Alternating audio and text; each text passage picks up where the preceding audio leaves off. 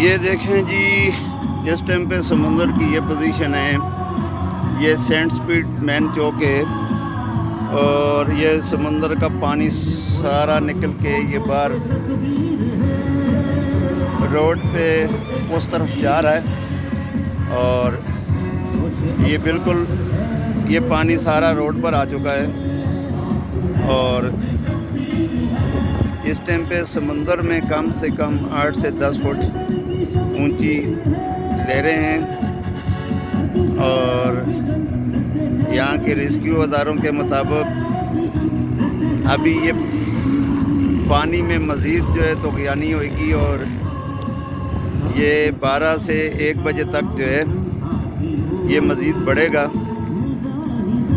تو عوام سے یہی درخواست ہے کہ وہ پلیز